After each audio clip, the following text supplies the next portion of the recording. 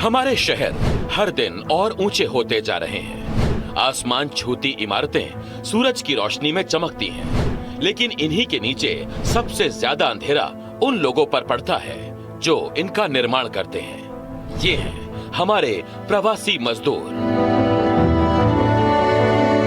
हर निर्माण स्थल सिर्फ ईंट और सीमेंट नहीं होता, वहां बच्चे होते हैं जो बार बार बदलते घरों के बीच अपने सपनों को पकड़ने की कोशिश करते हैं। वहां माएं होती हैं जो अपने सिर के बोझ से भी ज्यादा उम्मीदें उठाए चलती हैं, और वहां पिता होते हैं जो अपनी हर पसीने की बूंद से अपने बच्चों के लिए एक मजबूत और सुरक्षित भविष्य गढ़ने का सपना देखते हैं, उतना ही ऊंचा और मजबूत जितने ये शहर।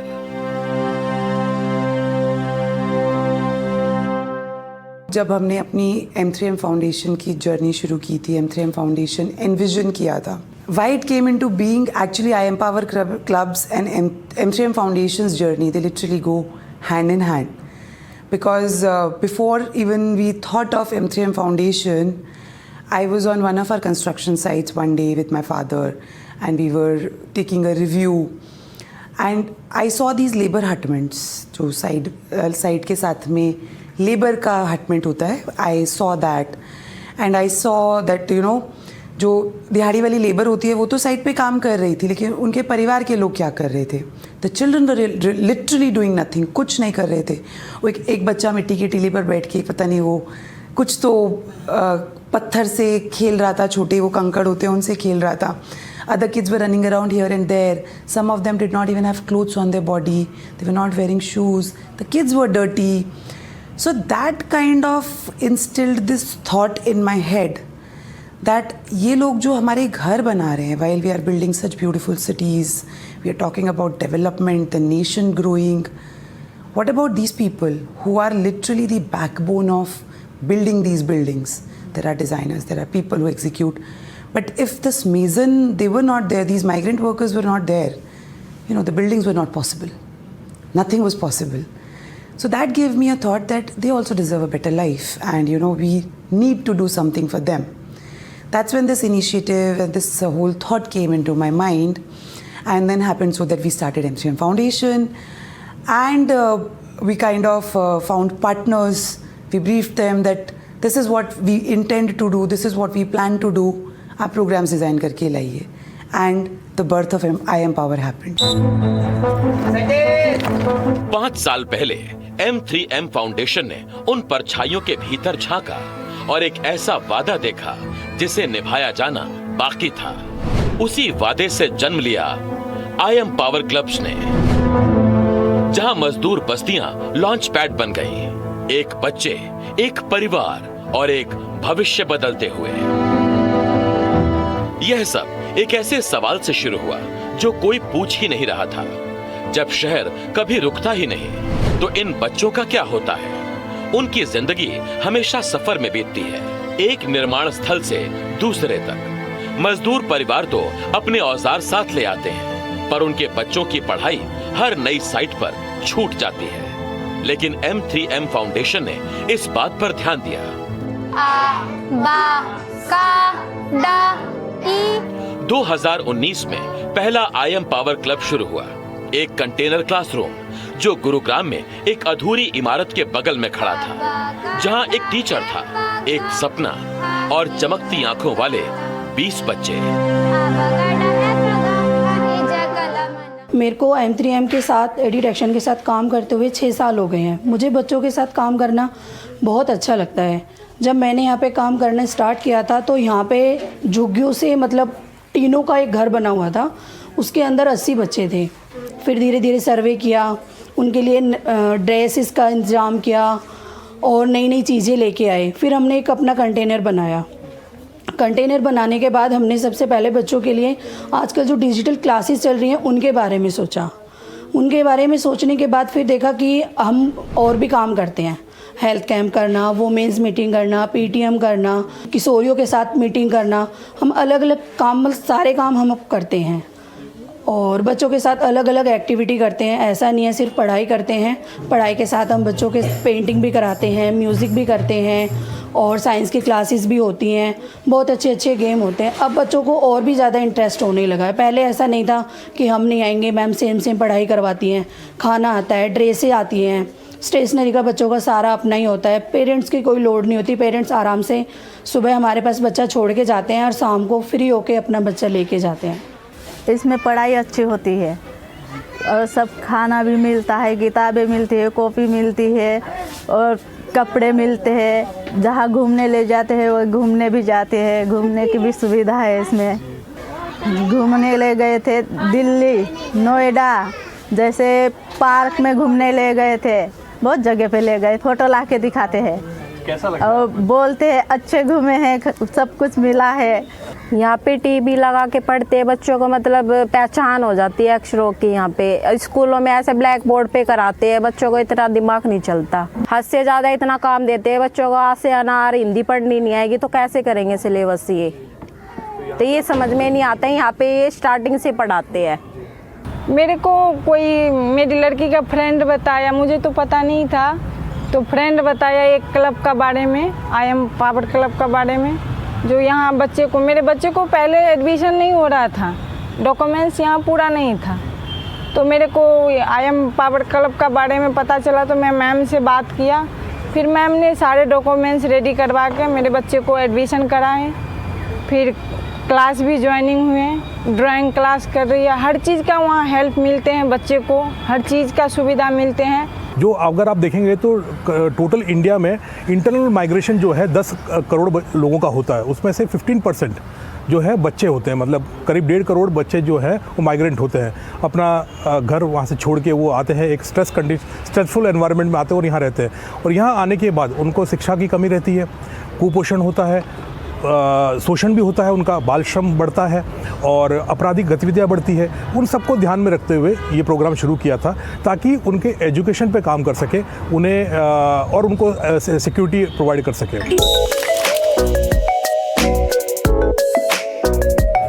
एज एट एक्शन के साथ मिलकर आई एम पावर का मकसद बिल्कुल साफ था कि सिर्फ पढ़ाई तक सीमित नहीं रहना, छोटे बच्चों की देखभाल, नियमित हेल्थ चेकअप, डिजिटल साक्षरता और एक मजबूत वादा, चाहे काम आपको जहां भी ले जाए, आपके बच्चे की पढ़ाई और उसका स्वास्थ्य सुरक्षित रहेगा।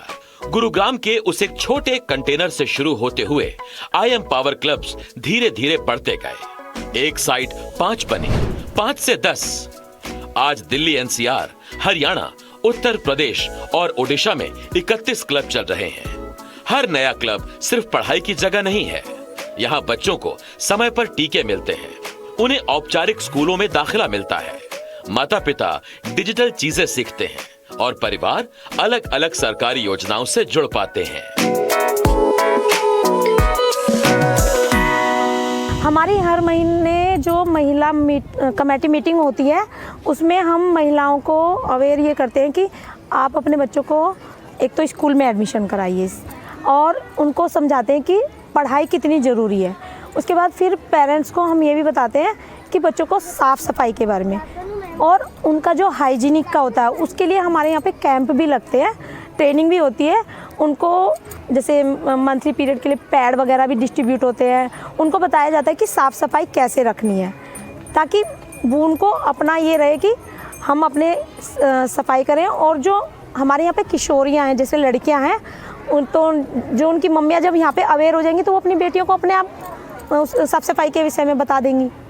हमारे यहाँ पे हेल्थ कैंप भी लगते हैं, तो आसपास के सभी पेरेंट्स वगैरह सबको बुलाते हैं और वो जो उनकी समस्या होती है यहाँ पे डॉक्टर से डिस्कस करते हैं और जो जिसको ज़रूरत होती है उनकी दवाई वगैरह भी मिलती है।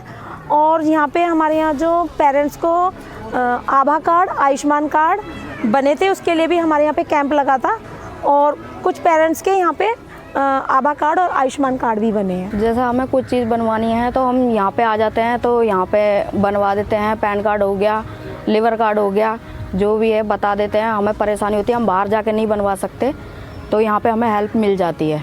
ये भी बात बताते हैं कि बच्चों को खाने में क्या देना चाहिए, कैसे साफ़ सफाई रखनी चाहिए, तो इन चीज़ों के बारे में मीटिंगें भी होती हैं और सब कुछ बताते हैं। When you talk about family as a unit, the entire family needs to be supported. You just can't say that you support the man and the family will function. We always say all spokes are equally important. Now going back to a saying which we've all heard while we were growing up, first three spokes of a person's being are roti, kapda or makan. This is ensured. Contractor provides the hutment. Of course, daily wages provide the food and clothing. The fourth spoke comes education. Fifth one is empowering the women, because when a woman of a family is empowered, she nurtures the entire family, then the community, then the society at large. So, of course, all these things become very, very important, and we need to work in tandem with each other. Otherwise, the program cannot be successful. You just can't focus on education and say, "Hamara kaam ho gaya, we are done." And it kind of weaves one thing into other. And that's how you build a society, build a community.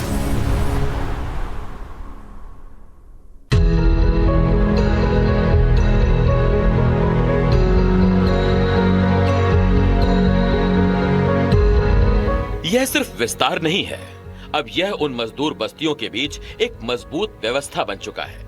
एक ऐसा सुरक्षा चक्र जो बच्चों की पढ़ाई, सेहत और मौकों को पीछे नहीं छूटने देता। हर आई एम पावर क्लब का दरवाजा खुलते ही सीखने की प्रक्रिया शुरू हो जाती है। 3 से 14 साल तक के बच्चे एक तय तरीके से पढ़ाई करते हैं। छोटे बच्चों के लिए बुनियादी देखभाल, प्राथमिक बच्चों के लिए भाषा और गणित, और बड़े बच्चों के लिए जीवन कौशल और डिजिटल सीख। पढ़ाई के साथ साथ बच्चों को अपना छुपा हुनर पहचानने का भी मौका मिलता है। पेंटिंग, खगोल विज्ञान, संगीत जैसे अलग अलग मॉड्यूल उन्हें नई चीजें सीखने का अवसर देते हैं। ये सिर्फ गतिविधियां नहीं है, बच्चों ने अपनी पेंटिंग्स प्रदर्शनियों में लगाई हैं, त्योहारों में मंच पर प्रदर्शन किया है, विज्ञान मेलों में ट्रॉफियां जीती हैं और खेलों में भी नाम कमाया है। एक छोटे कंटेनर क्लासरूम में सीखी गई ये स्किल्स अब उन्हें असली दुनिया के नए मौके दे रही हैं। बच्चों की केवल शिक्षा ही नहीं है, पूर्णकालिक विकास की बात हम कर रहे हैं। चाहे वो आपका कला है, चाहे वो खेल है, चाहे वो उनके अंदर की छुपी हुई प्रतिभा है, वो सबको निकालने की हम बात कर रहे हैं।